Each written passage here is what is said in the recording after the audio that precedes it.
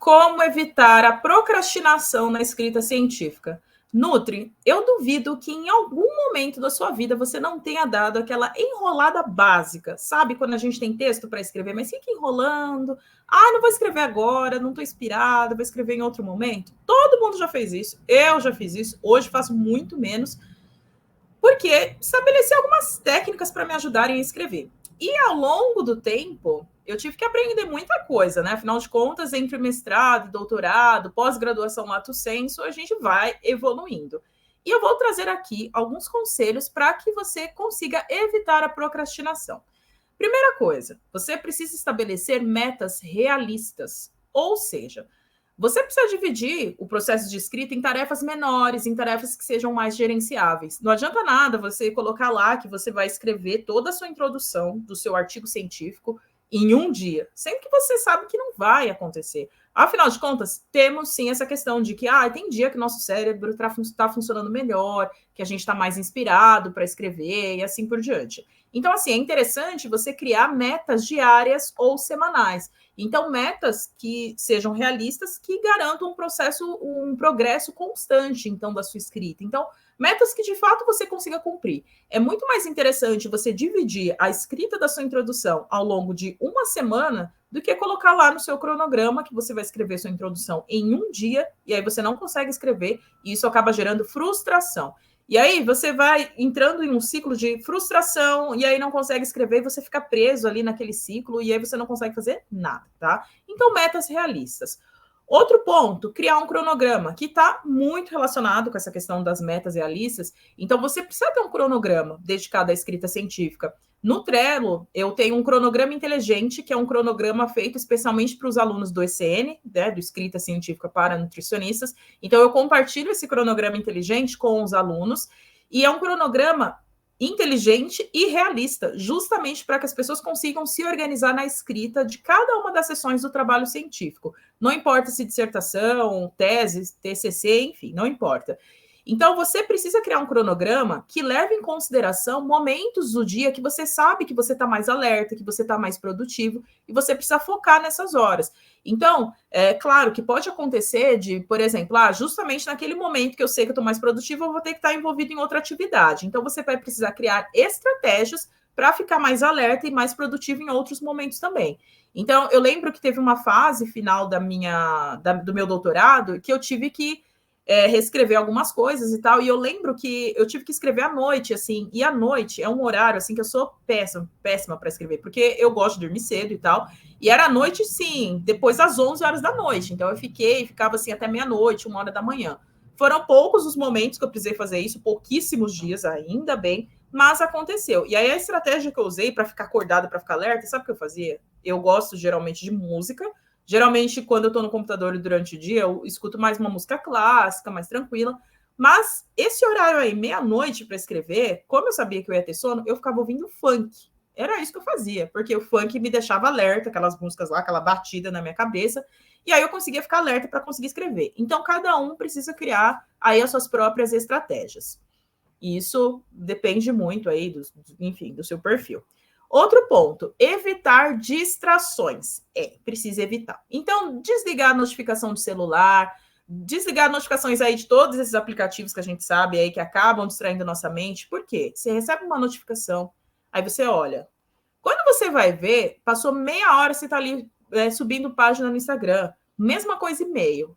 Você recebe um e-mail importante, mexe no celular, tá no e-mail. Daqui a pouco você já tá no Instagram. E eu tô falando isso porque isso acontece comigo às vezes. Hoje, muito menos, porque quando eu vou escrever, quando eu tô fazendo outras tarefas, eu geralmente deixo o celular em outro cômodo, ou então, se eu não tô em casa, deixo o celular dentro da bolsa.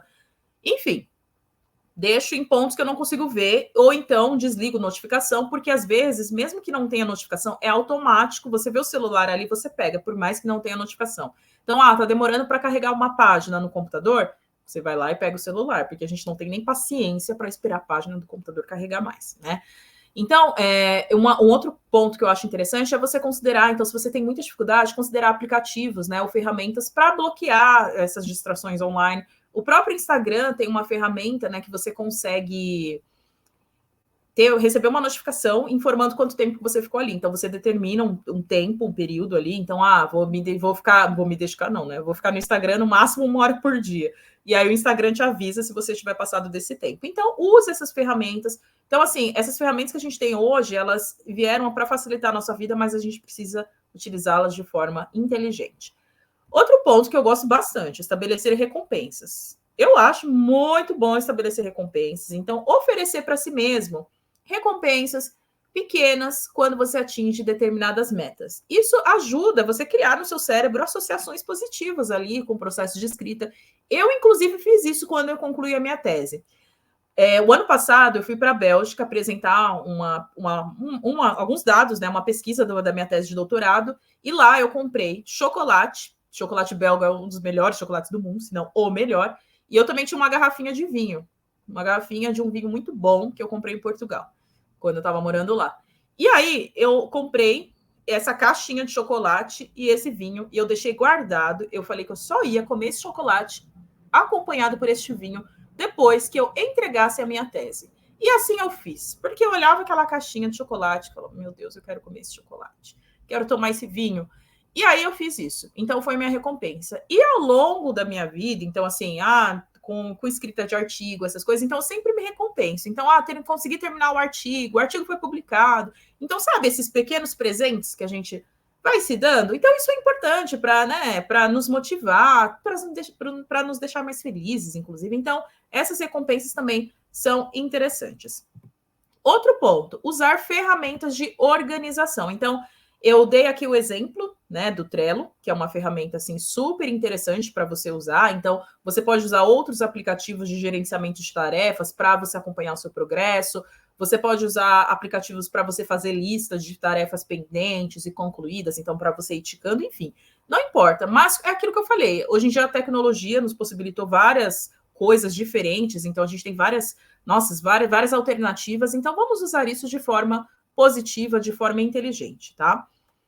Outro ponto, cuidado com o ambiente. Então, assim, cuide do ambiente em que você está escrevendo. Então, sabe, um ambiente assim, sabe, tudo bagunçado, essas coisas. Então, quando você tem um ambiente muito bagunçado, assim, sem organização, parece que não, mas isso faz diferença. E eu percebo assim nas minhas coisas. Quando a minha mesa de trabalho, ela tá bagunçada, eu vejo que eu fico muito mais desorganizada, assim, mesmo que eu não vá usar as coisas ali, mas quando você tá em um ambiente bagunçado, isso bagunça todo o seu cérebro. Tem até uma frase, que eu esqueci agora, mas tem uma frase que fala, né, que a bagunça de fora é reflexo do que está acontecendo aqui dentro. Enfim, não lembro direito dessa frase, mas manter suas coisas organizadas, isso ajuda muito no funcionamento do seu cérebro. Então, quando você for escrever, então você precisa ter um ambiente organizado. Então, isso ajuda para que o seu estado mental ele fique mais focado. Então, dê valor também ao ambiente. Comece pelo difícil. Então, sabe que muitas pessoas falam para mim que eu não gosto de fazer tal sessão do trabalho científico. Não gosto de fazer tal coisa. Então, comece pelo mais difícil. Às vezes a gente começa pelo mais fácil e aí a gente vai naquela empolgação e aí quando a gente chega naquela etapa que a gente considera a parte mais difícil, a gente já chega, meu Deus, não quero fazer isso agora.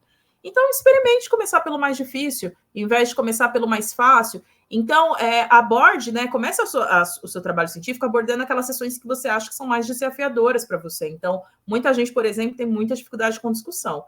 Então, se o seu artigo científico você já tem todas as outras coisas e tal, então a metodologia já está prontinha, resultados também.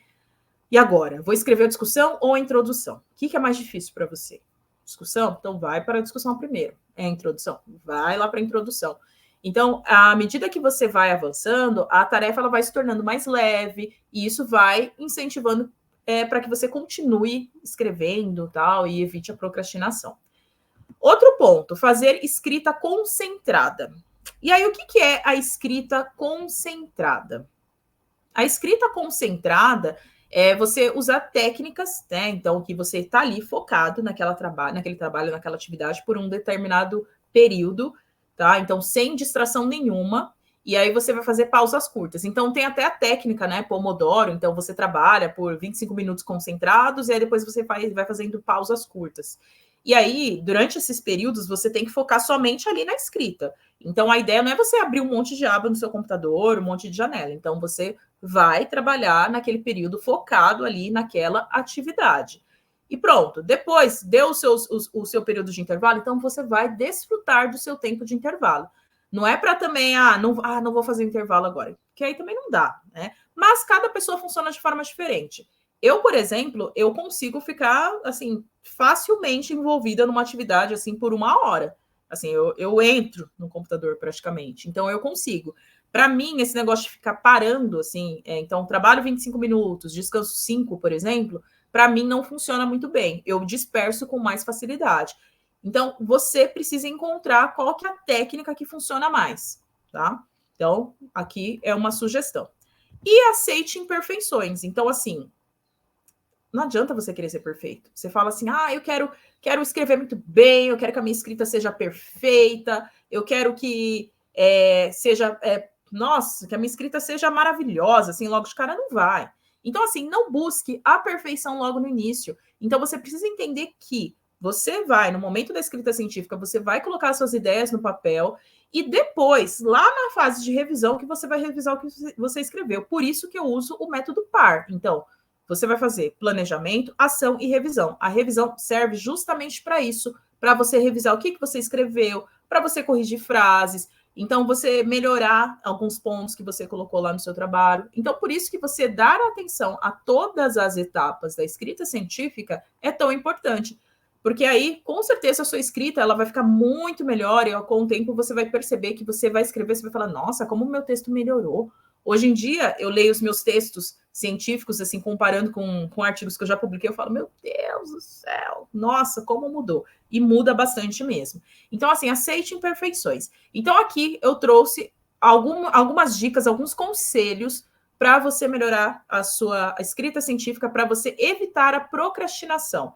De vez em quando vai acontecer, mas a ideia é que isso ocorra com a menor frequência possível, tá? Então, eu vejo você no próximo vídeo.